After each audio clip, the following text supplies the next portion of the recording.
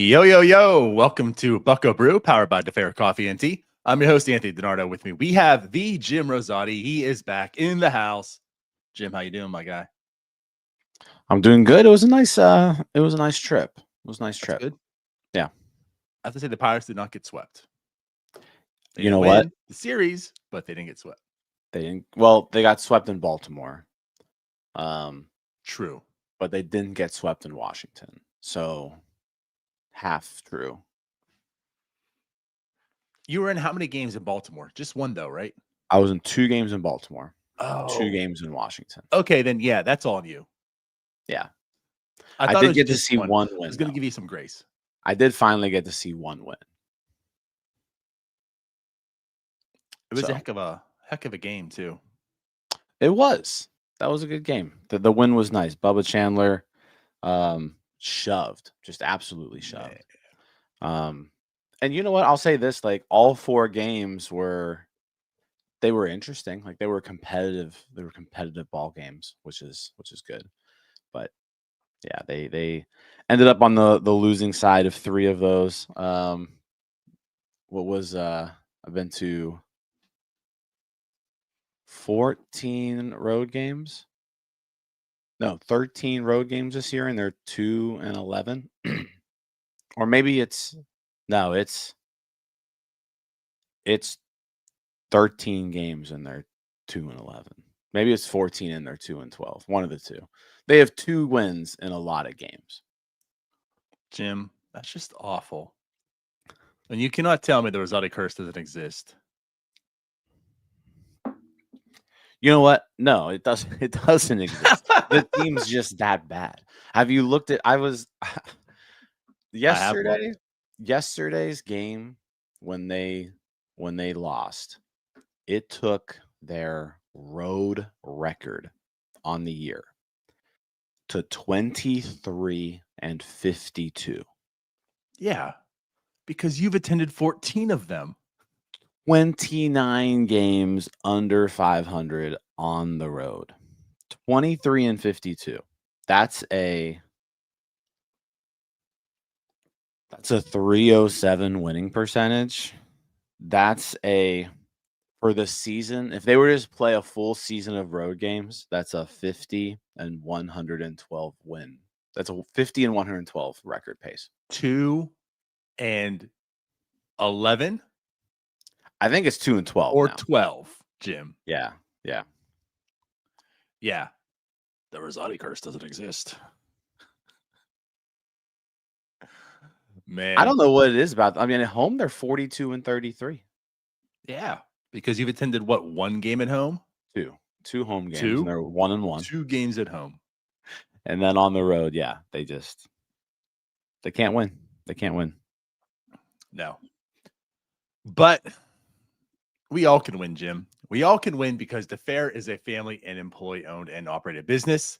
They believe that coffee and tea are one of life's most simplest and most accessible pleasures, and when enjoyed thoughtfully, can open your eyes to the here and now.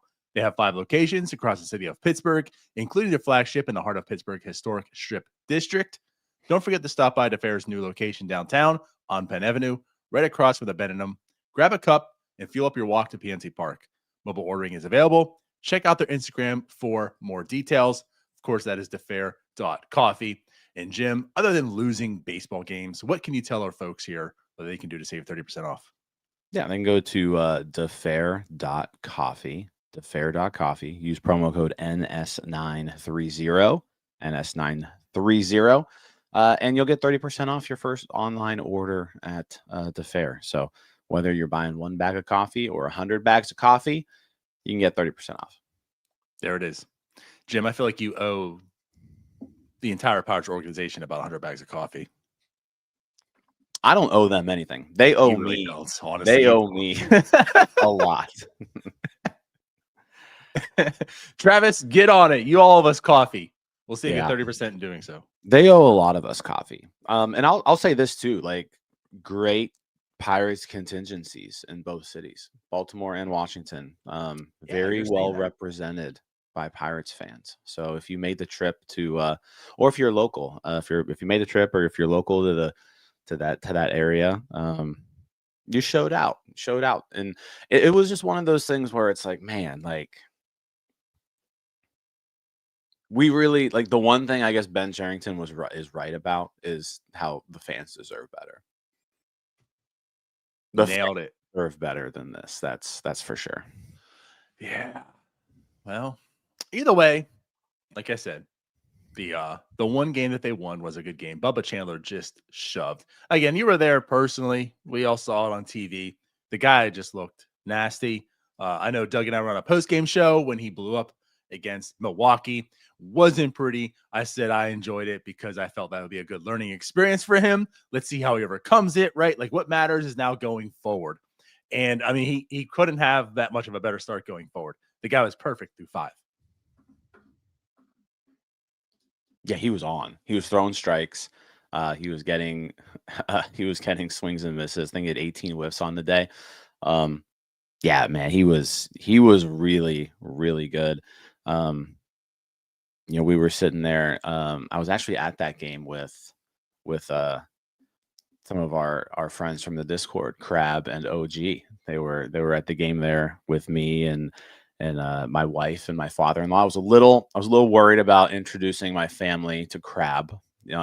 But we pause. Yeah. You know what? For the people that want to hear about Bubba Chandler, hold on. So for those that are familiar with our Discord, and for those that are not, earmuffs. Click the Discord. Don't listen to what's happening here. Join our Discord, but don't listen to what's happening here. But no, join the tell us Discord. about the family meeting, especially Crab. No, it was it was fun. It was a fun baseball. I mean, it was a great game. After the game, went and walked around down like the National Mall and all that for a while, and OG and Crab just kind of tagged along. By the end of the day, they were part of the family. Like it was great. My father-in-law at one point asked me, does this guy have an off switch, referring to Crab, because I don't think he'd stopped talking the entire day. So it was a lot of fun. But no, I mean, that is awesome though. It's really cool that the community we built in that Discord. And I mean, I know they have like meetups and hangouts all the time with them. I mean, actually those two started a podcast together. Yeah, honestly, it's really cool. Like that Discord is awesome. If you're not part of that community, like you're missing out. There's some really passionate Pirates fans in there, and you want to talk about anything else, like there's ways to do that too. I know the Steelers game there, people are going crazy in there, and Pitt, Penn State, West Virginia, whatever it may be. Pitt, West Virginia, backyard brawl, maybe. There's people talking about that. So yeah, it's a fun time in the Discord. So yeah, make sure you join that if you haven't. Yep. But anyways, that series escaped the Pirates. Very winnable. They don't persevere and come out with the W for the series. So now back to 20 games below 500. It's very limited amount of games that remains. I mean, I don't think much is going to change how we judge Ben Cherington, how we judge Kelly, but ultimately, that record comes about, and you look at how they finished and whatever. I mean, it's not looking too pretty. Again, I don't know. I really don't know. And it's not live. We talked about it. I guess I'm kind of just operating that Ben Cherington's going to be back. And again, if that's the case, like I guess this doesn't really matter all that much either. And then of course, if he's back, I assume Kelly's back also. But I don't know. Yeah, I wasn't on that NS9 live, and honestly, I haven't even had the chance to watch it yet. I need to go watch it at some point today or tomorrow. But yeah, like he can't come back. He can't come back. This team is about to lose more games than it did last year. Significantly, really. I mean, they're 65 and 85 right now. They're going to lose 90 plus. They might not get to 70 wins. You can't bring that guy back. Like you just can't. And you can't just point to oh, well, look, like it looks like there might be finally some reinforcements coming in year 7. I don't care. It's too little, too late. Let someone else finish the job. Let someone else inherit Konnor Griffin. Let someone else inherit year 3 of Paul Skeens. Let someone else take this and bring it to the next level, because Ben Sherrington has showed me nothing in terms of being capable to put together a successful Major League Baseball team. He can't do it. Can't do it. So let's stop trying. Give to someone else. Give someone else a shot, because this is bad. I mean, I'm gonna do some research over the offseason to see like if this has even ever happened before, where a general manager's had 6 seasons like this and has come back for a 7th. I'm gonna wager that if it has happened, it's a very small amount of times. I feel like in our very loose research we've already done, it doesn't happen. Yeah, like I'm gonna try to figure this out. I know that the Derek Shelton being retained for this year was unprecedented. Like Derek Shelton coming back for year 6 was the only manager to get a year 6 after those after 5 straight losing seasons that wasn't an expansion team. Mm-hmm. So yeah, my guess is that there's the list of general managers coming back for a year 7 after this is going to be pretty slim. Well, get ready. Yeah. Again, I really don't know. I mean, rationally thinking, even for Bob Nutting and the Pirates, like you have to move on, you would imagine. But I guess just especially with the way Noah's presenting a lot of stuff, you know, there's not any smoke for there to be fire. It just seems, and like if there's not any smoke, and I know this team is pretty tight-lipped about things, but like if there's just no smoke about this, I guess I'm really not entertaining that there's a fire. So either way, as mentioned, like how this team finishes still matters. Obviously, performances by individual people, matter more than actual wins and losses per se. You can't carry wins into next year, but you still want to see this team perform. Again, it was back in like 2020. What, 2? We're talking about this 3. I don't know. I can't, like, the years escape me because there's been so many of losing. But we were talking about how they finished like strong in the second half. And that was encouraging heading into next year. Hey, like they did this with this core, they can build upon it. Maybe they can win some games. And they did build upon it somewhat. Won some games, but not ultimately enough. And then since then, again, like here we are. I mean, I would feel much better if this team was about 500 to finish the year. And you feel like, okay, if they add this piece, add that piece, like, maybe you can squint and see this team being good. But this team is still just not good. Just not good enough. And that's why, again, like the W's and L's do matter to some level. And so far, again, like they're teetering. I don't know. But again, it's not a strong finish. And there's only 12 games left, I think. Sounds about right. Top of my head, I think it's 12. Yeah, 4 I think series left. Yeah. Theoretically, if they go 11-1, I think it is, they could tie last year's record. Well, that ain't happening.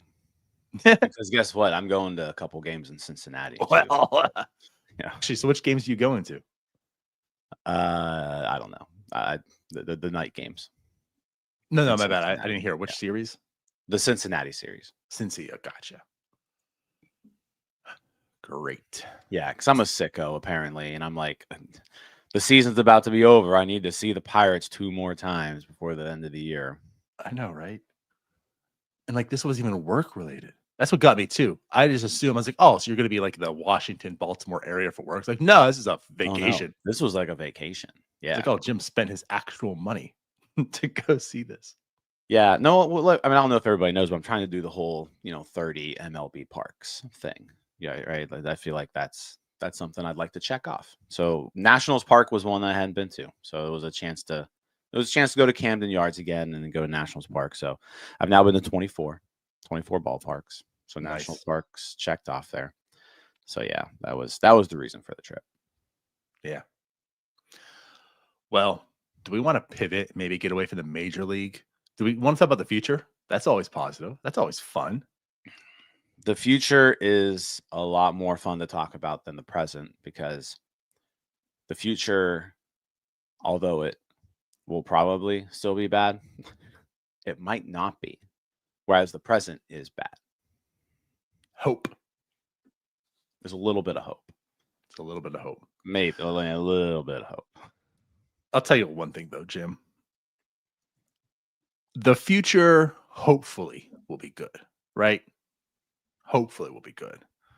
But there is something that I think is absolutely going to be good. And his name is Konnor Griffin. And I can't stop talking about him. Now, obviously, I can't stop talking about Jared Triolo also, who really is probably going to be the opening day shortstop, and I'm okay with that because Jared Triolo is proving that, you know what? Maybe he's a good stopgap till Konnor Griffin is actually here for the Pirates. But if you really wanted to push things and if you really wanted to get risky next year and really wanted to maximize something, I feel like Konnor Griffin on opening day might make some sense. But of course, as mentioned, a couple of things have to prove themselves. Jared Triolo proving maybe he can be the stopgap. And of course, ultimately, Konnor Griffin proving that maybe he could be ready for opening day. Those are two things that I'm watching, end of this year. And Jared Triolo is kind of improving one thing. So maybe, you know what, he can be a stopgap if they do decide to wait. But Konnor Griffin's also maybe proving that, like, hey, why wait? What are we doing here? I put out some side-by-side scenarios here and stats and such at age 19 seasons. And, like, when you look at him compared to, like, Roman Anthony, I mean, they both had 3 levels in 1 year. And, I mean, you could debate there was some differences, at each level, but ultimately at the end of the day, I mean, Konnor Griffin had a better season at age 19 than Roman Anthony did. And that's just like at the plate. Then you add in the stolen bases, and he just obliterates Roman Anthony. Now, Roman Anthony didn't get called up next year. He got called up a year and a half later. So there is that aspect of it. So the people, and I'm one of them, right? Like, get Konnor up here. Well, if this was Roman Anthony, we're Red Sox fans, it wouldn't happen at all next year. It happened in 2027, halfway through that season. So there's that perspective. But so far, Konnor Griffin's performing as well, if not better, than the previous number 1 overall prospect in baseball.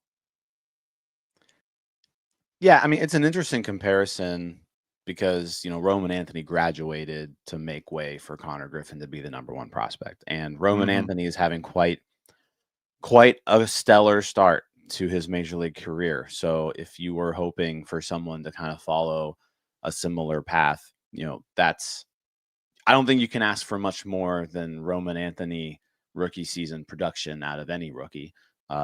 So yeah, if you look at him, I think that's a pretty good comparison. Yeah. And then you take a step back and you're like, oh, wait. I mean, Roman Anthony got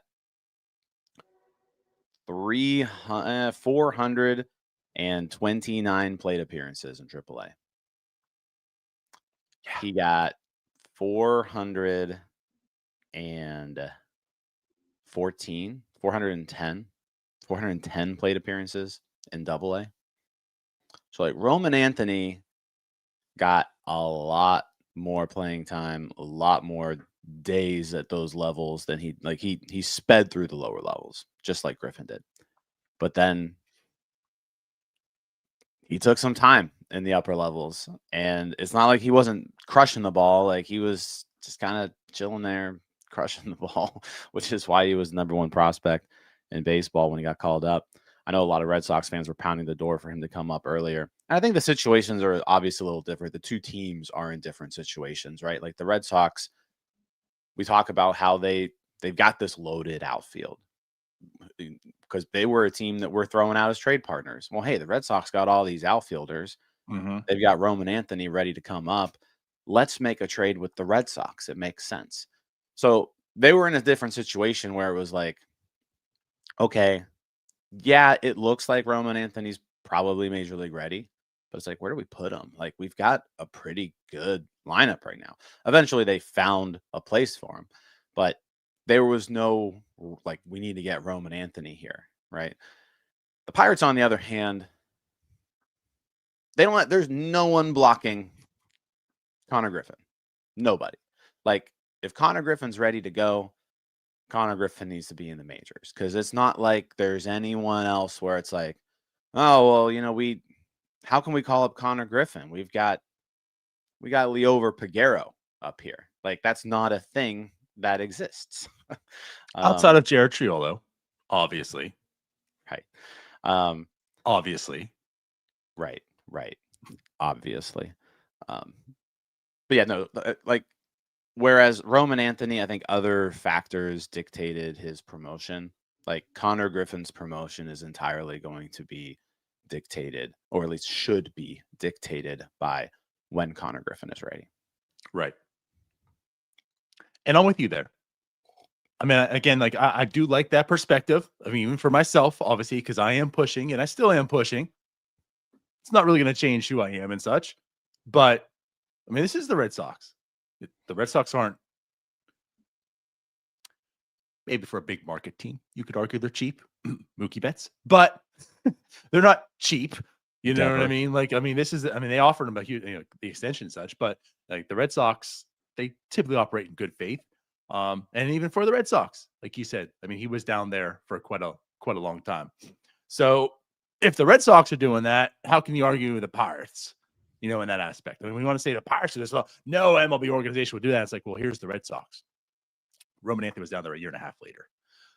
There is precedent. There is that. There is that aspect. But again, like you said, the situations are much different. I mean, almost to some level, you would compare Roman Anthony to like Bubba Chandler, right? Bubba Chandler wasn't technically needed per se, so he could just kind of incubate down there until like a real need was opened up. And you could argue like he'd have been here, but you can argue for Roman Anthony also.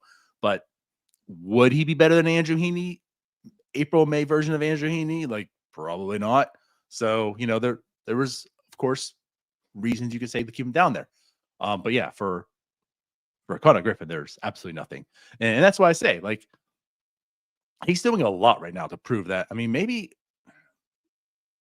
opening day is a real possibility. Again, Jim, like he's in AA right now and just absolutely crushing it. Now, I know the sample size isn't huge. Playoffs are coming, so the sample size will still increase, but he hasn't missed a beat anywhere. Every field he's stepped on so far, he's looked like the best player. Everyone.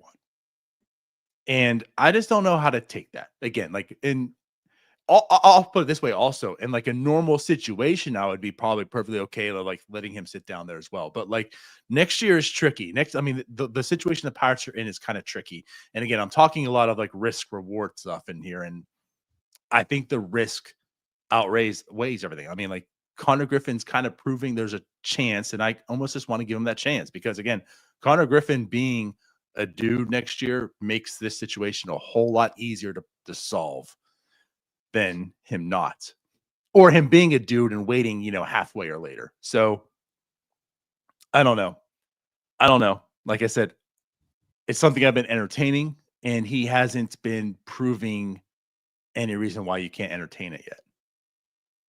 Yeah. And I think honestly, like Roman Anthony's a great example to use here. I actually love this comparison. If you're the Pirates, though, I think you have to look at it as, yeah, let's see if he can do the Roman Anthony route, but maybe push it up a year. Like instead of all that time in the upper levels, you push him up a year.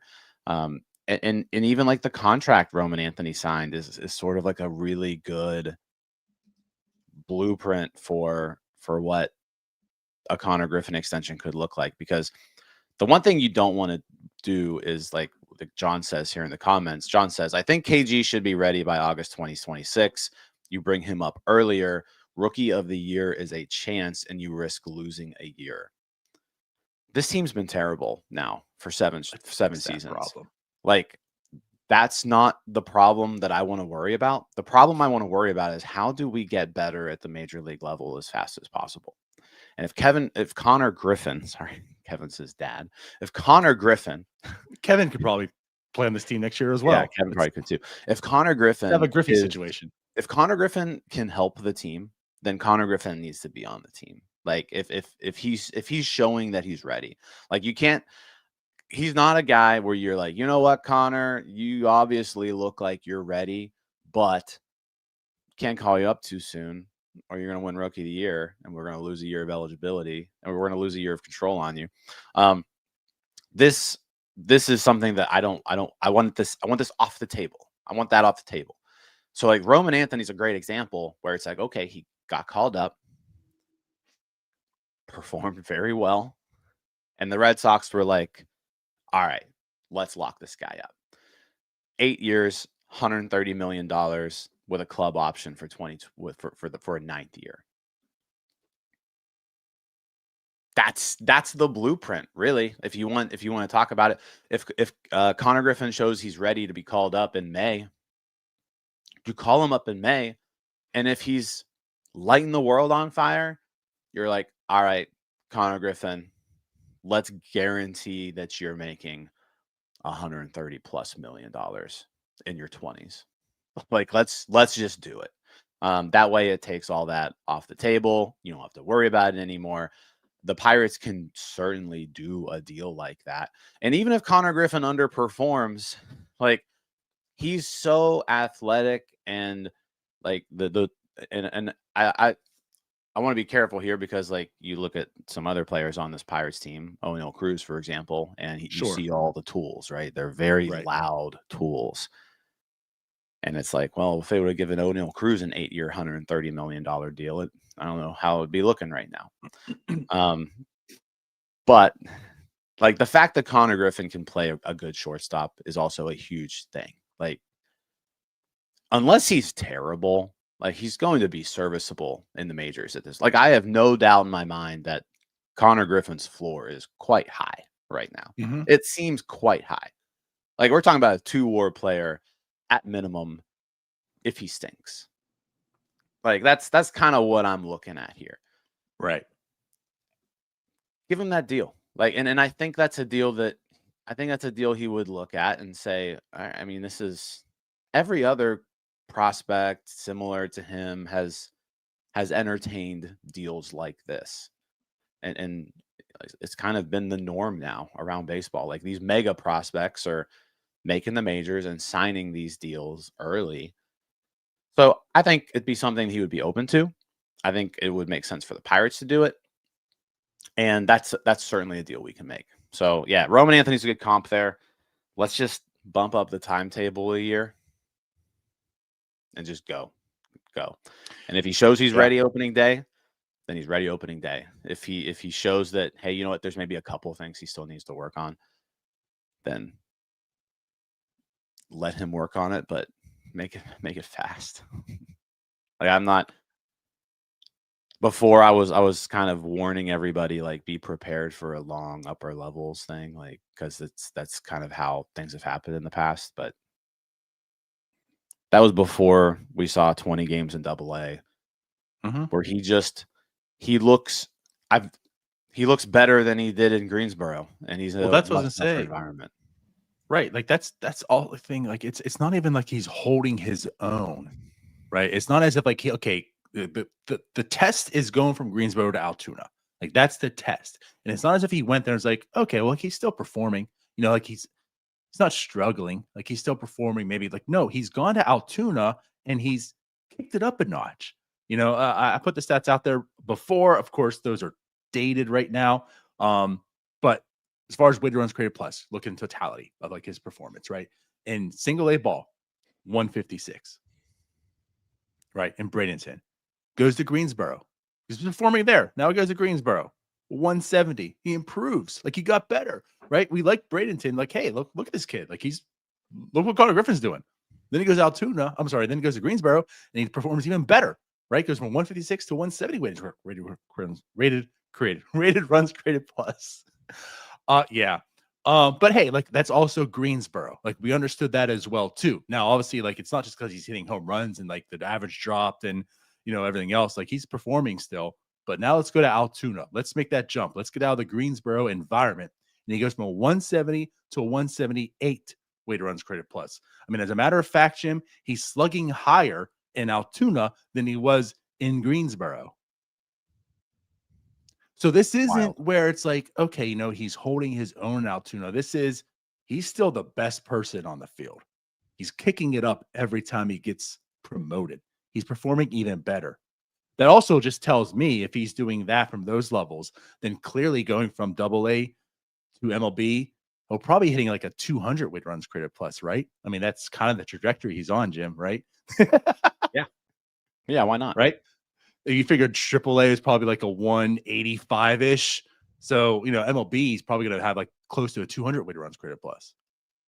But no, in all seriousness, again, like that's why it's like he's performed better.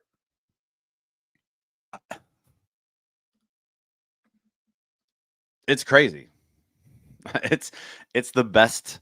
It's the best first season of professional baseball I've seen from a hitter in a Pirates organization ever. Right. And again, that perspective, that's why I like that comp too. Like the former number one overall prospect, like Roman Anthony, you argue, I mean, in totality, you compare the two seasons, like Anthony's was better. I'm sorry, Konnor Griffin's was better than Roman Anthony's. And this isn't just Pirates. We're talking about other teams. Like, it's ridiculous how good it is.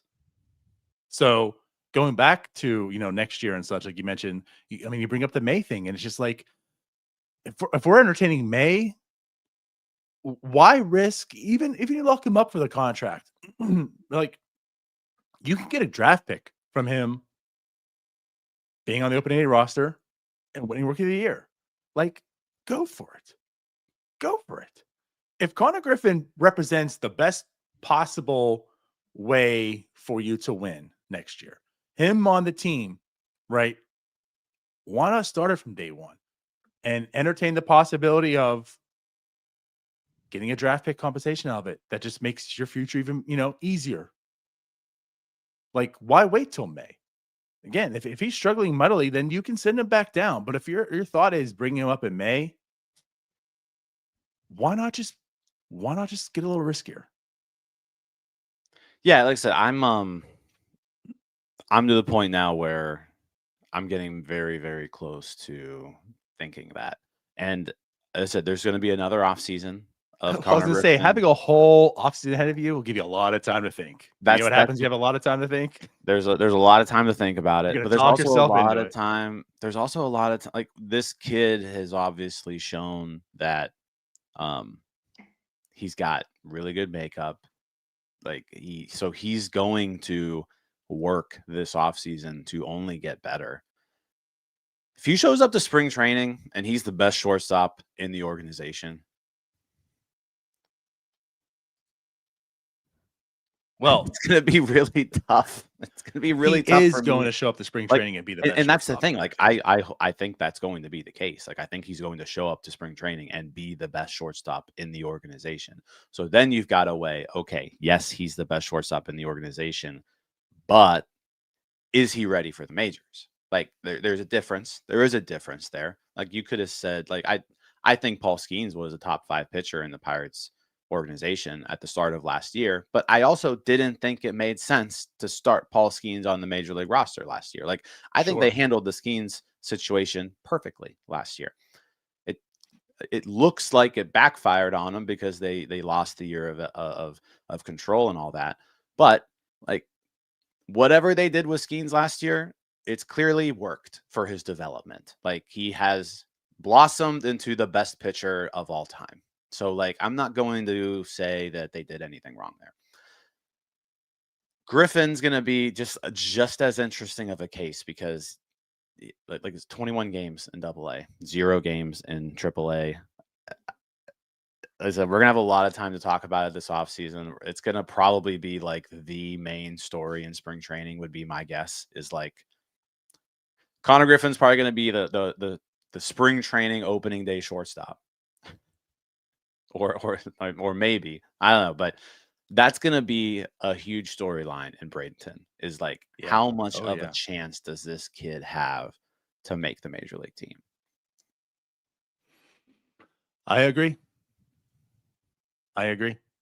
Again, that's why Jared Trillo matters, because the way Jared Trillo is performing, Jared Trillo gives you a buffer, and you might maybe say, like, hey, you know what? Connor's at least close. Jared Trillo can fill in the meantime. We don't have to spend actual dollars and invest into another shortstop to take away from other needs on the team, right? Again, like, that's why I'm invested in Jared Trillo at the end of the year, because Konnor is close regardless. I mean, we're debating if it's opening day, but if it's not opening day, if it's sometime in May or June, he's still there next year. So what do you do in that meantime? And that's why, again, like the Jared Trilla thing matters to me, because if you don't have to go and spend $5 million on a stopgap shortstop that ends up being like a utility player, like an IKF situation, then that's $5 million you can put somewhere else that you actually need. So again, like that's why it really matters to me, because the roster construction next year, like that's important for a team that's very low budget and resources are very limited. You know, $5 million can go a long way somewhere else, opposed to putting it and throwing it somewhere at this situation in shortstop. So, but again, like if Konnor Griffin comes into camp, again, I want him to have a true battle, right? A real, like a Jared Jones situation. If you got there and prove yourself, we're going to give you that chance. Again, it's on him, but I want there to be that opportunity and chance. If he comes in the spring and he shows out, then let's do it. Let's roll the dice. If he shows up in the spring and he's struggling, right? Then you could say, okay, maybe there's that argument. Let's put you down in AAA, like to start the year and get you going. Yep. But yeah, like the way he's ending the season right now, going in the next year, if he shows up the spring and again, I'm not talking about the best shortstop because that's going to happen, but he's one of your better players. I mean, he looks like, okay, this kid's ready, even for spring training, right? Even for Bradenton in March. Let's do it. Yeah. And you know what they even could do is like what's fun about this. Well, I guess I don't know if it's fun or not, but what's interesting about this PPI thing is like you also have a window there at the beginning of the year where like you could theoretically say, hey, you know what? Let's give him a little bit more time. Like he has 0 AAA at bats right now. Let's send him to Indianapolis. Let him hit there for a week and a half. And like, if he's still blowing down the doors, you can call him up like April 10th ish in that something area around that. Yeah. And you're still going to accumulate a full year of service time, which makes him eligible, like makes you eligible for that whole shebang, the extra draft pick, all that. So like, there's also kind of like a window there that you can almost test the waters a little bit. I wonder if that's because I think the Orioles did that with Jackson Holiday, where they called him up on like the last day where he can accumulate a full year. Now, in Holiday's example, he struggled, and they sent him back to AAA. So like it was, for nothing. But it was one of those situations where like they called him up, and if he would have hit the ground running and been crushing the ball, and they kept him, like he would have gotten that full year. They would have been PPI eligible, all that stuff. So. It's going to be a really interesting storyline next year. I guess it's going to depend on who the GM is too, who's making this decision. But yeah, he looks really good. So that's the number one thing I'm looking at spring training next year. For sure. I just want to add in something. And again, like I understand where you went with it. This isn't what you meant by it, but just like it was for nothing. It's still for something, and that's why I say like I just hate so much about we gotta make sure they don't struggle up here. Is we don't send them back down and whatever. Like the thing about that is it wasn't for nothing. You still took the chance of having Jackson Holiday up there, and again, that presents like he can get us going. There's that possibility that we can do really well, but if he doesn't. It's not that difficult to send him back down to AAA. And again, for Jackson Holiday, the same situation. Again, so like this is where I'll take away Roman Anthony and go to Jackson Holiday's scenario. Jackson Holiday didn't face any adversity either. I talk time and time again. Like, I mean, development and the Pirates do as well. Like facing adversity is a good thing. When Bubba Chandler got blown up, what I say? That was a good thing. I wasn't looking at this saying, oh, this is why he's not ready for the major leagues. I told you, like, no, like this is what you want. Facing adversity is the best learning tool.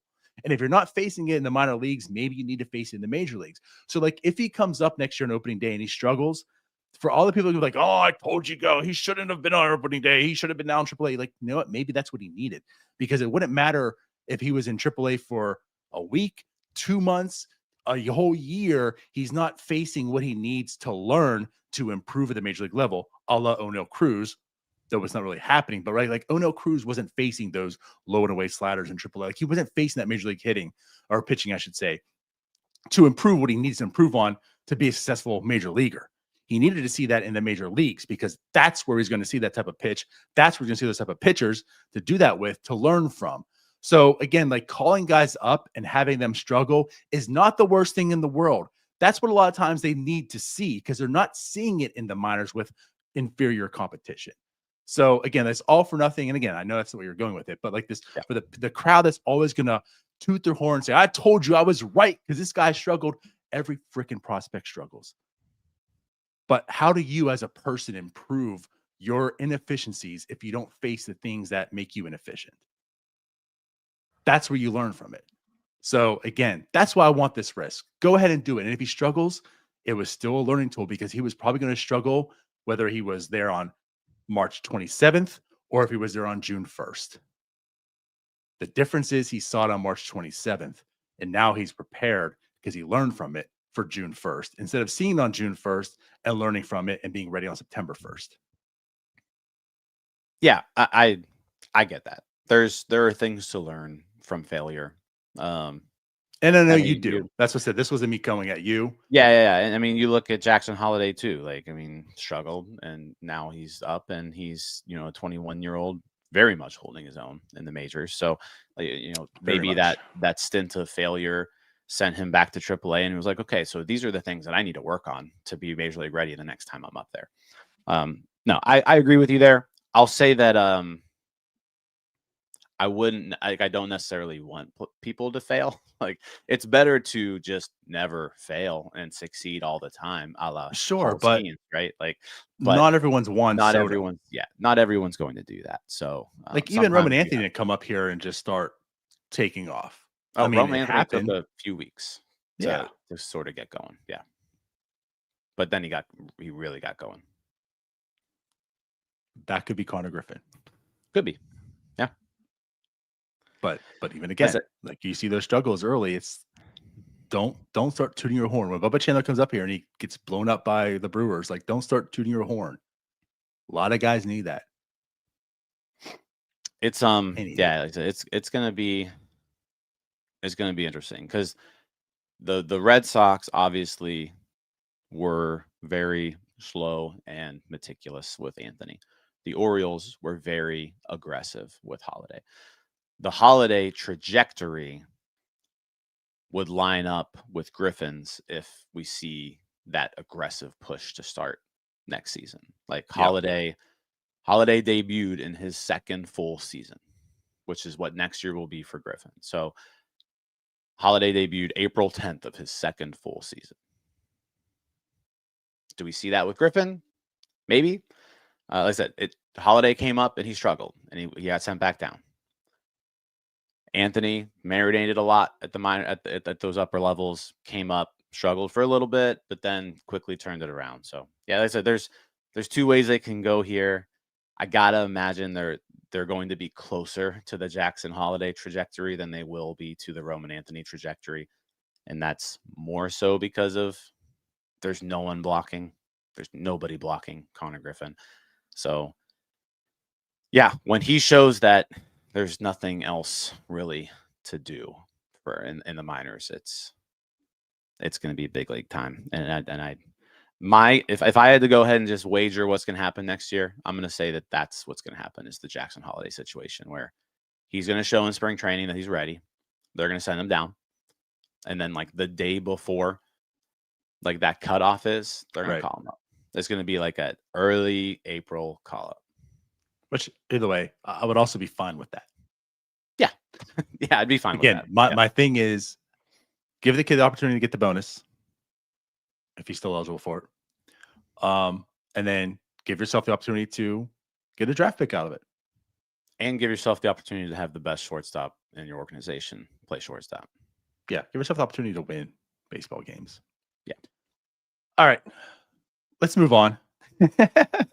I can still talk Konnor, but let's go ahead and move on. I could talk Konnor Griffin. Yeah, good baseball players. It's a lot easier to talk. Like Paul Skeens, when we get on Paul Skeens runs, it's just like we can just talk forever. Konnor Griffin, so far seems to be one of those guys where we could just talk. We could just have a whole spinoff NS9 Konnor Griffin, and it's do a weekly podcast on Konnor Griffin. We could talk for. We could do that. So imagine the setting. It's a warm, muggy August 7th afternoon. They're in Wrigley Field. It's a battle for first place. Starting shortstop, Konnor Griffin. Starting pitcher, Paul Skeens. The Boy, problem though, if it's an August game in Wrigley Field, probably means I'm going to be there. It's an easy trip for me. damn it. So there you go. Konnor Griffin 0 for 4. Well, Paul Skeens Bernardo, I don't know 0 what's for 0. going on. The Pirates are 2-11 when I'm in the games. Yeah. But Yeah. anyways, yeah, I just those days are hopefully shortly upon us. Those will be fun. But yeah, there's other prospects that we should talk about as well. We alluded to it. We talked, of course, we announced the names, the people who made the Arizona Fall League with Ty and I and NS9 Live. Let's maybe talk a little bit more about them. Obviously, Arizona Fall League, a lot of prospects get sent there, perform. Let me just add this before we get into other names. Konnor Griffin wasn't one of them that was selected. Are you actually surprised by that or no? You know what? I sort of am. I know he's played a lot of baseball this year, and maybe it's like, okay, you've played 122 games. You've never done that before. Like, Right. take some time off. So I understand not sending him. At the same time, like Arizona Fall League's the premier prospect league, the premier winter prospect league. Like, getting him just more exposure to high end talent would have been nice too. I see both. I see both situations here. Excuse me. I know I'm kind of doing what you do here, again. but yeah, I'm disappointed. I would say I'm disappointed he's not there. Yeah, because I want to see more Konnor Griffin. So yeah, I'm disappointed. Okay. Yeah, I think that's probably the fairest way because I am too. I want to see him. And again, we did announce it and say it again. We're going to be at the Arizona Fall League this year, Jim. So we'll be there. So I'm disappointed personally because I wanted to Ooh. see Konnor Griffin. I didn't know it was announced that we were going to be there. We did say it. We said it. But why not? It's a month away. Me. You Yeah. might as well say it. But yeah, we'll be there. But anyways, yeah, like I think I'm disappointed because I want to see him again. Like that's another test, heading into next year. But at the same time, like you said too, like this kid was in high school last year. He's just played a grueling schedule right now. It might not be the worst thing to say you did a great job. Pack it up. Have a great offseason. So I get that as well. It was a long ass season. And thank God for Derek Berg that he helped Konnor through it. Honestly, I think you might make an argument that Derek Berg had a bigger impact on this organization than Ben Cherington.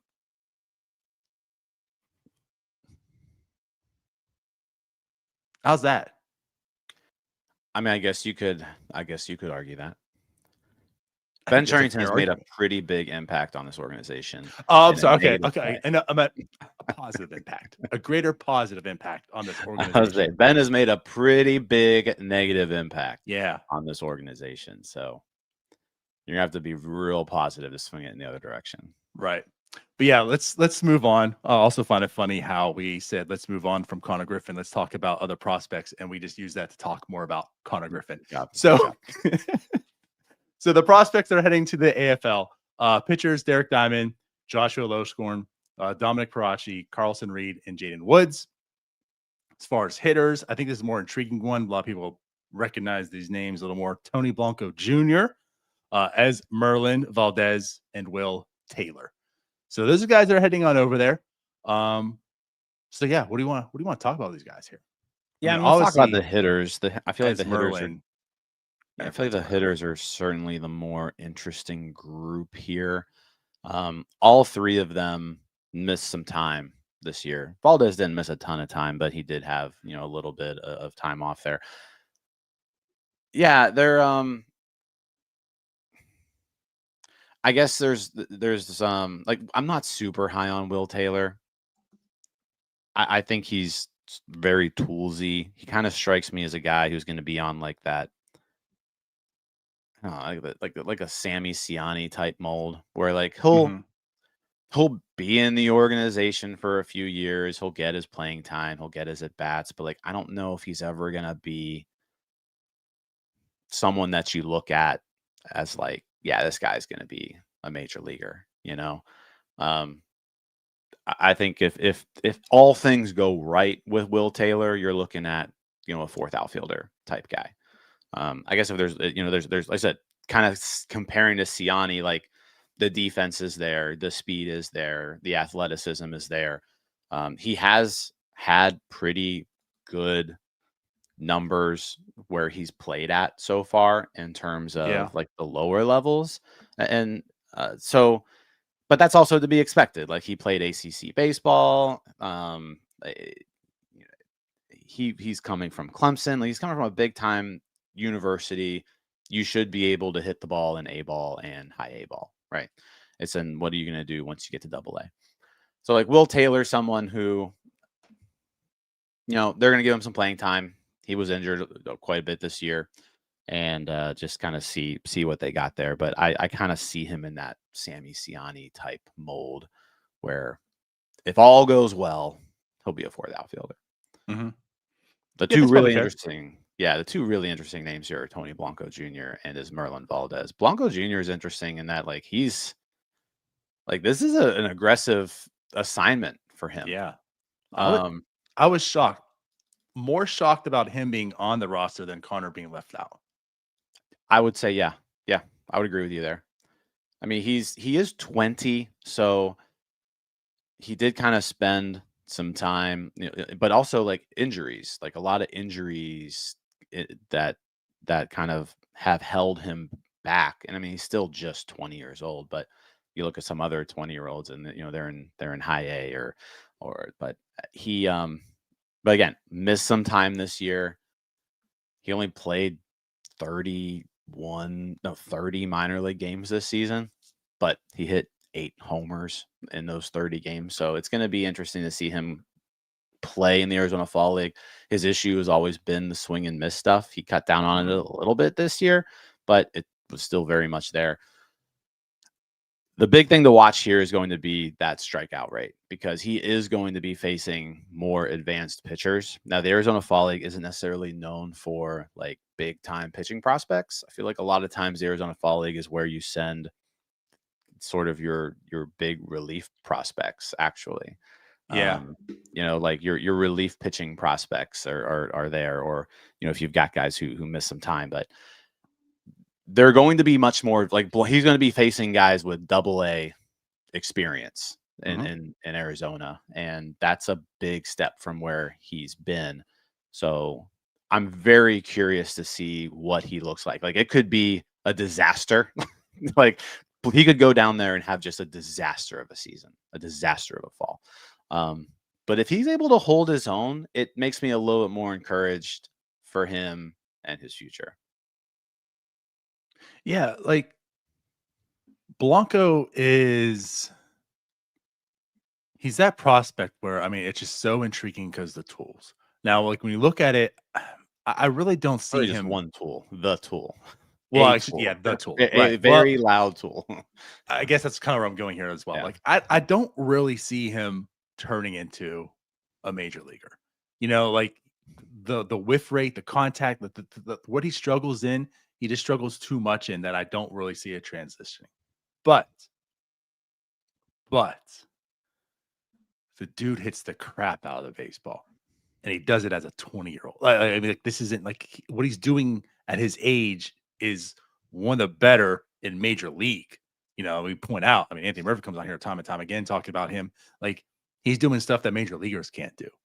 So I want to see him in Arizona because you're going to get like the best of Tony Blanco Jr. You're going to see all the struggles because, like you mentioned, he's going to be younger. He's not that developed, as these other pitchers are to be thrown at him. So you're probably going to see the strikeouts. But when he connects with one in Arizona, fireworks. You know what I mean? Like he's going to be Tony Blanco Jr. even heightened. I feel like there, like people are going to be talking about him because we talk about him as if, well, he went 0 for 22, but that one home run he hit, it went 530 feet, right? So like I'm ready for the Tony Blanco experience. And again, that's a little extreme, but like he is intriguing because of that power. You hope he can succeed because he's certainly got big boy power. I don't really see it happening, but yeah, there's gonna be another test. So like kudos to him for making it. And yeah, it does make sense because he hasn't really played a whole lot this year. So it gives us more plate appearances and whatnot. But I was a little bit shocked because of, again, like he has really not many minor league games in total. He's been in the complex league for a bit. And now he just came over and he has 28 games in A ball, and he's going to the Arizona Fall League. So yeah, it's an aggressive assignment there for him. So we'll see how it goes. We'll see. Like I said, like you mentioned, like it's going to be very much an interesting fall for Tony Blanco Jr. Yes. Yeah. And I am interested. Oh. But not as interested as the next guy we're talking about. Yeah, but like the cream of the crop here when it comes to the offense is Merlin Valdez. And what makes Valdez more interesting is the fact that he's made it to Double-A. He also is kind of showing that like he's not exactly a great corner outfielder, but he is showing that he can at least play that position, which gives him more value than just saying, "Hey, I'm a first baseman." So like being able to play corner outfield is pretty key here to Valdez's prospect status. But I think what was most interesting with Valdez for me is, like I said, we have Murphy on here all the time, and he says like there's no hitting prospects until Altoona. And like Valdez, when he got to Altoona, looked rough. Like he crushed the ball in Greensboro, crushed it. Got to Altoona, looked rough, and you're like, oh boy, we've seen this story a billion times. But then he adjusted and he turned it around, and he ended up with a really good last 50 games essentially in Altoona, where he turned it around. I mean, he completely turned it around. So he's faced these caliber pitchers. He's still very young. He's 21 years old. He's cut down on that strikeout rate. That was a problem for him at the lower levels. He's going to be facing some, age appropriate pitching, level appropriate pitching here. And so, yeah, like how does this Merlin Valdez look here against some guys who he should be facing? And if he's someone who is worth looking more at, should be able to handle these guys. And if he's able to handle these guys, then again, the power is legit. And the team could use a corner outfielder. So like he instantly kind of puts himself on the radar of he's not that far off. 50 games in Altoona, like you're looking at as Merlin Valdez could be a guy who could help the 2026 Pirates at some point, be later in the year, but at some point. So yeah, this is a big step for him and his prospect status. For sure. I'm not here touting for him to be an opening day guy by any means. This is different from Konnor Griffin, as mentioned. But this is a guy who went from, is he a prospect, to now, what type of major leaguer could he be? And that's how I feel about him, because like he answered a lot. Like coming into this year, it was not similar to Tony Blanco Jr., but it was like the skill set just seems as if he's an interesting minor leaguer, but I'm not sure if it's going to translate to an actual major leaguer. If anything, maybe like a platoon guy way off somewhere or something. You know what I mean? Like you talk about Will Taylor, like best case scenario, like maybe he's like a platoon guy somewhere. And then he comes in here, and of course it's Greensboro, and he's lighting up, but it's like, yeah, it's Greensboro. Like, I get it. What's it going to be in Double-A? And yes, he struggled. He struggled and came up here, but it's okay. It's the next level. Usually guys struggle. Jim, the last 156 plate appearances, the guy's batting 298, 391, slugging 466, a 148 weighted runs created plus. His K rate is down to 23.7% in that time. Like, all those things matter. And I am looking at him like a legit prospect now. As many I feel like should. And that's why I think the Arizona Fall League makes a lot of sense, because like here's an example of a guy like, okay, for the reason we said Konnor going there, like, yeah, like let's get Merlin there. Let's get you more run. The Premier League, the Arizona Fall League, let's get you, because now there's real thought of your future. And again, like you're doing this in double A, and he's doing it as a 21-year-old also. Like I want to mention that also because this isn't like a situation where like, okay, he's also 23 or 24. Like he is very age appropriate for this also. So like, yeah, let's get you a run here. Like there's a real scenario where Esmeralda Valdez, like you mentioned, is here playing for the Pirates in 2026 and helping this team out. Again, like he's gone from is he even a prospect to he might be helping the team win next year. So I'm very intrigued and encouraged by Esmeralda Valdez in his development. Yeah. The other sort of like parallel storyline here too is he's Rule 5 eligible. Right. And despite the profile not really fitting your normal Rule 5 pick, that's going to be a decision the Pirates are going to have to make this December is Valdez somebody you want to add to the 40-man roster? I think if he like lights up the Arizona Fall League, like you really gotta consider it, because you can't like as much as I don't think a team's going to use a pick on him. Like I don't really want to risk it either. Like I don't want this guy being plucked from my organization because a crappy Chicago White Sox team is like, yeah, let's just stow him on the bench for a year and give him some pinch hit appearances for 180 days. Yeah. So that's why I wanted to bring it up. Like this isn't a scenario too where it's like a Jace Bowen. Kind of put that out there. Like someone like, what I mean? Like, okay, he's 25 years old, now becoming rule eligible. He's doing this in the minors, like I mean, this is again, like to me, like this is a legit prospect. We see the Pirates 40 man. I think we see it very clear. I think there's a way to find Esmeralda Valdez onto that 40-man roster to just ensure that he's protected. Now, I don't know what the trade value is, but also like part of going to Arizona Fall League is other teams get to see him, other teams get to scout him, right? And I know this team needs bats and whatever, and there's possible trades that can happen. You could trade him instead of protecting him, right? To have another team do it. But again, I don't think he's bringing in the bat that you need to really make this team better. But regardless, like that's also why showcasing the AFL makes some sense. But ultimately, the AFL, I'm coming to a decision that I need to protect him or not because he's on my team. Man, I am protecting Esmeralda Valdez. That's one where I'm saying you don't let him escape. You don't give another team an opportunity because I think he makes you think. If I'm another team and I'm not going anywhere, I might pick him up. There's a very small number of teams that can afford to pick up a guy like this. There is, but that's very still a small risk number. I don't want to take. But it's possible. He's not typically the kind of guy who gets picked in a Rule 5 draft. That's I guess what I'm just saying. And but I wouldn't want him to be picked. Like I wouldn't want to be the GM who leaves him available for someone to be picked and lose him. Right. Yeah. So like if you aren't going to protect him, you better not lose him. Especially with how starved this team is for offense. Like you can't afford to just give up somebody like this.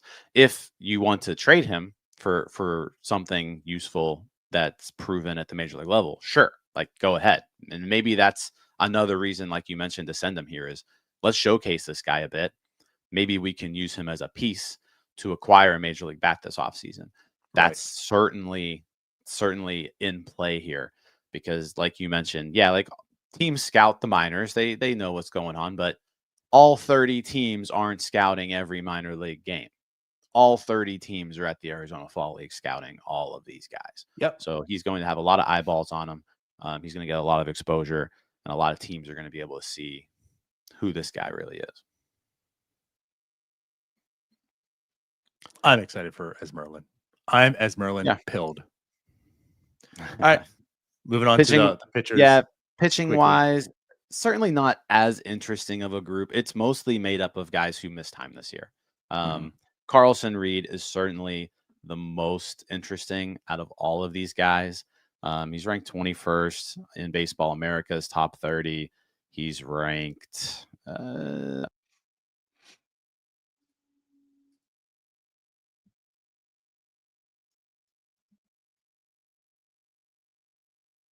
Oh, I think your mic's muted. Where did I cut? He's ranked. Oh, he's 21st on Baseball America, unranked on Pipeline, but he's certainly the most interesting guy out of these pitchers. But again, missed some time. 70 minor league innings this year after throwing 108 last year. So it's really just sort of like we need to give this guy some more innings. And for like pitching in a high offensive environment in the South Atlantic League, he held his own from a result standpoint. The command, though, this year was something that was really off with him. He walked almost as many batters as he struck out, which is certainly a problem. So I think that certainly raises red flags in terms of like, is this guy going to be a starting pitcher? But the stuff's really good. When he's on, he's like really on. Sort of like Christian Curtis. Like I kind of draw parallels to him. Like really good stuff when it's on. Well, like when he's on and clicking, like it's really good. When he's having trouble commanding stuff, things can get away from him. But I think this is really just a matter of let's get you some more innings because you missed a couple months this year.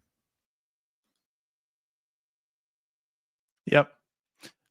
He has intriguing stuff, but like you said, actually, like he struck out 8.7, walked 7.14. And somehow or another, he ended up with a 4.14 ERA. Like, honestly, like, you see those numbers, and I'm just like, I mean, he got a 5 at 6 ERA. Like, he still held his own, surprisingly. Isn't that hittable? But yeah, like it makes sense for him, get some more innings in. But also, he is like an intriguing prospect still to some level. I don't know if he's gonna be like a starter, right? But also, Fangraphs, he's 17th in the org by them. So I mean, you see some variances, but he's still certainly a prospect.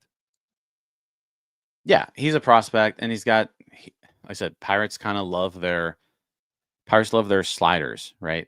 And he's got a really good slider. So yes, I think he's certainly showing more like relief risk, and you wonder if he becomes a reliever, maybe the velocity ticks up a little bit on the fastball. But I'm looking at all of these guys that they're sending to the Rule 5. I mean, to the Arizona Fall League, and I'm thinking reliever, pretty much for all of them. I guess if someone has a chance of being a starter, maybe Parachi, just because of the ability to throw left-handed. There's nothing that sort of like jumps out to you with him that makes you scream, "Oh, this guy's legit." But he's more than held his own, in the minors. He got to Double-A last year, actually, but again, missed some time this year with injury. Threw 114 innings last year. He's thrown 50 this year. So it's just a matter of, hey, like, let's get this guy some more playing time. He's a little bit older too, 24.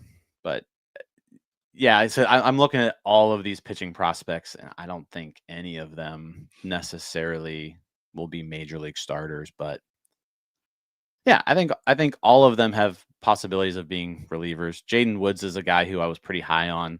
And I know Murphy was high on him too. Nasty stuff, lefty reliever, but didn't really put it all together in Double-A this year. So another guy who's Rule 5 eligible.